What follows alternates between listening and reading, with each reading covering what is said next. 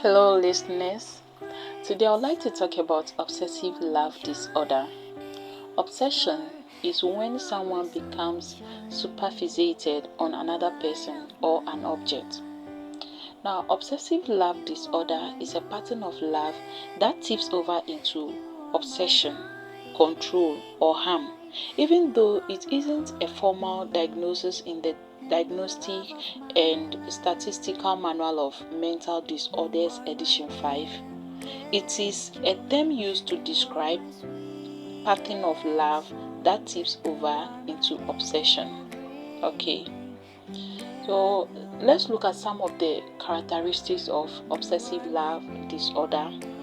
The person's mind keeps looping back to their loved one, often replaying conversations or imagining scenarios. It can feel like a mental stack record that is hard to shut off.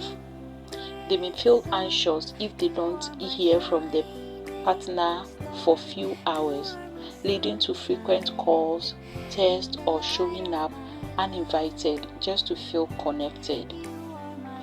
When the partner sets a boundary or ends the relationship, the obsessive individual may react with panic, anger, or even threats rather than processing the loss calmly. Another characteristic is crossing of boundaries. This can range from sending dozens of messages a day to checking the partner's phone or following them. The behavior is driven by fear of losing the relationship. It is very important to eradicate this disorder because when these patterns dominate, they erode the well-being of both people involved. The obsessive partner often feels trapped in a cycle of anxiety and self-sabotage, while the other person may feel suffocated or unsafe. Many people who exhibit OLD have common traits of underlying anxiety, attachment insecurity, or past relational trauma. It's not about being a bad person, okay? It's more about coping mechanisms that have gone awry. But there are many ways to manage it. Psychotherapy can help people work through intense feelings associated with obsessive love disorder.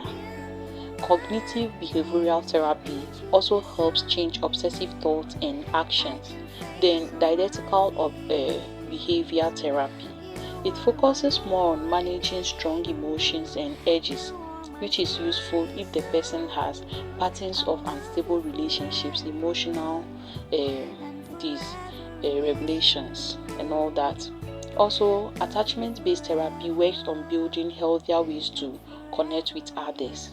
This therapy looks at early relationships that may have created insecure attachment patterns and also helps develop more secure ways of relating to people.